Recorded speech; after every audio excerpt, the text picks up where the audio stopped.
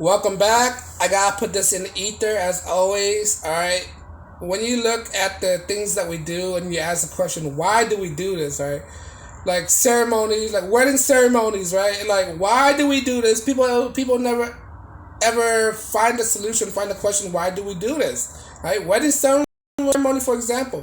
Why is there a ring bearer? Why their fathers have to walk their brides down the hallway? Why do we have a ring? Right? Why is there such thing as a honeymoon? Right? All this stuff. It loses people's mind, right? Why is there this tradition of all these red, white, or blue, whatever you have, something new, something blue, something used, whatever it is, right? It all comes down to that the wedding ceremony that people often practices, they don't realize it, especially some religious people out there, some Christian people out there, right? Or Catholic people out there, they don't realize it, but wedding ceremony is actually paganistic in in origins, right? It's actually paganistic, all right? It predated back to what, Nordic times, all right? It predated back to the Druids, all these stuff. Is all pay. Most wedding, right? Most wedding occurred in early spring to late falls, because within those time, those are the renewal seasons. All right, springs is a spring of renewal, rebirth, right? So people get married, and fall is the harvesting seasons, right? To sacrifice yourself. When you look at a wedding, what do guys mostly do, right? Guys mainly, when a guy's determined that he's ready to marry, right? He's basically sacrificing himself for a family, for his offspring, right? It comes back to that story of the wicked man, right? You ever heard of the story of the wicked man, right? A guy is sacrificed himself, put in this wicked basket, and they burn that man, sacrificed for a good harvest. All right, this is why some marriages are chosen to be taking place in the early falls, right? For a good harvest, a bountiful harvest. That's what it is, all right? And a man is placed up there to sacrifice himself for his offspring. The harvest is the offspring, all right? For the survival of the lineage of the woman, all right? That's some of the pagan thing that came about. And not only that, the idea of wedding happened during the springtime. It also associated with midsummer, when the guy is sacrificed, right? It's killed for a bountiful harvest. So when you look at it, right, it's all about sacrificials, right? The man sacrifices himself. He sacrifices youth. He sacrifices bachelorhood, right? He sacrificed his earning to provide for his family. It's all sacrificials, right? Now, when it comes to the rings, right? When it comes to the rings, back in the days, right? Predated the diamond industry, right? What do they usually give out? They usually give out gemstones, right, to their mate, signifying that they're the possessions, right? The man, the bride's husband, the bride's father is giving out the brides to the groom, right? Symbolizing what, relinquishing the power. Like, you have a power now, right? I'm giving my bride, my daughter, to you, so now I'm relinquishing her as my possession. Now she's your possession right now. This is why they changed their name, right? Women are supposed to change their name because back in the days, women are looked as possessions, all right?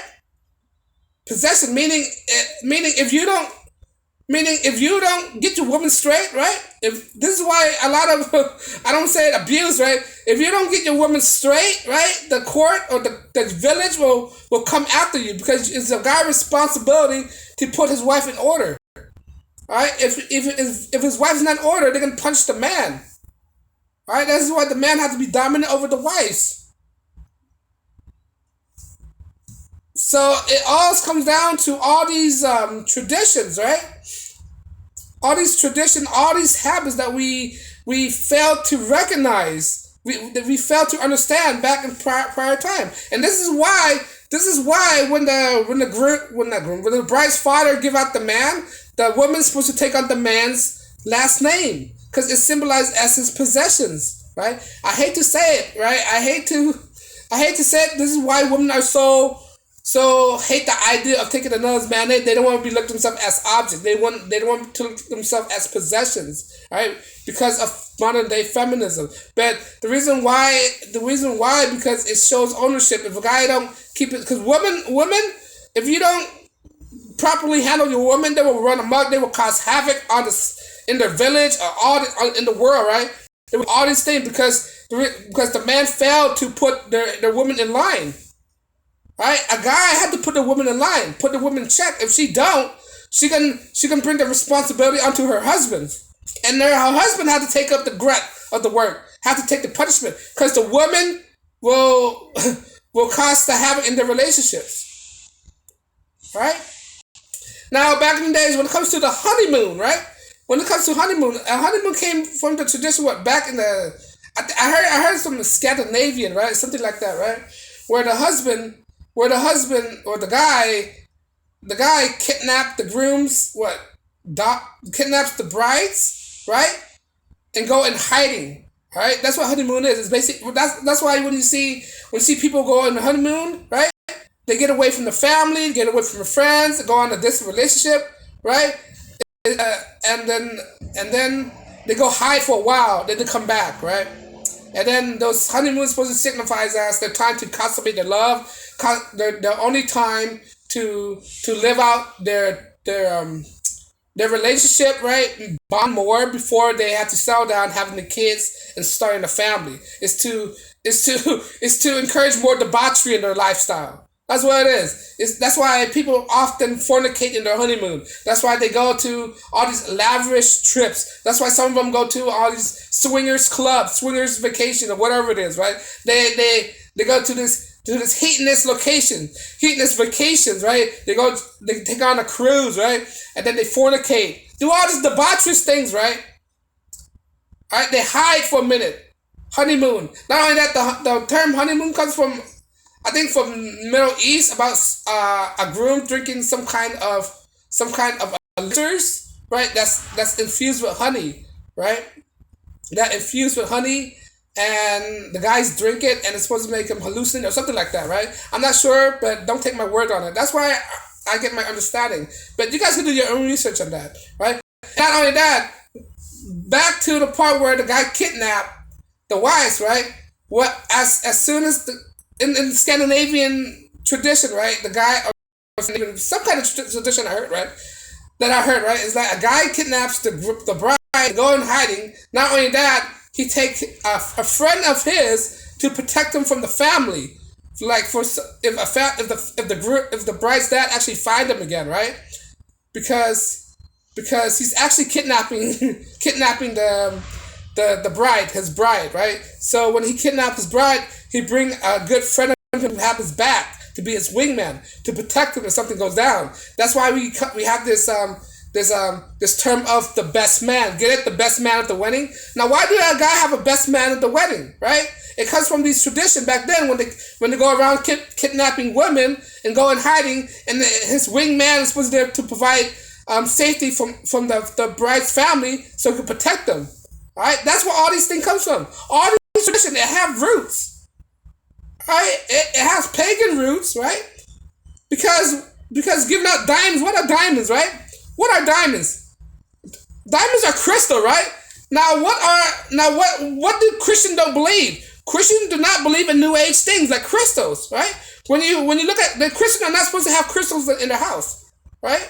They're not supposed to worship crystals, all this New Age stuff. Now, what happened when you married somebody, right? You married or engaged, you give them a diamond ring. Like, wait a minute, diamonds are crystal. You're not supposed to have this, all right? That's totally against their belief. It totally contradicts Christian belief. When you dig deep down into it, modern day Christianity is kind of paganistic because pagan Christianity marriage is not like this, right? We adapted all these pagan traditions to fit in our modern lifestyle, to say this is tradition now, right? So if you're a Christian, how can you say you believe in marriage, right? When the whole idea of marriage ceremony is a pagan rituals, right? You're giving off crystals, you're giving off diamond rings, right? Which totally contradict your belief in Christianity. Christians are not supposed to believe in this kind of stuff, Right? That's why we have a lot of fake Christians out there. They don't understand that the tradition are deep rooted in paganisms. They don't understand that, right? And they're not they get married for all the wrong reasons, right? But those are just some of the things I have learned. I'm not saying that I'm not I'm not saying that I'm accurate, but if you want to do your own research, by all means, go ahead. But this is what I have learned and what I have discovered, that most marriage ceremony is circle around paganistic traditions, right? But that's all I have. I'm sure there are more. I'm sure there are more, but if I missed something, leave a comment below. As always, like, share, subscribe, and peace and blessings.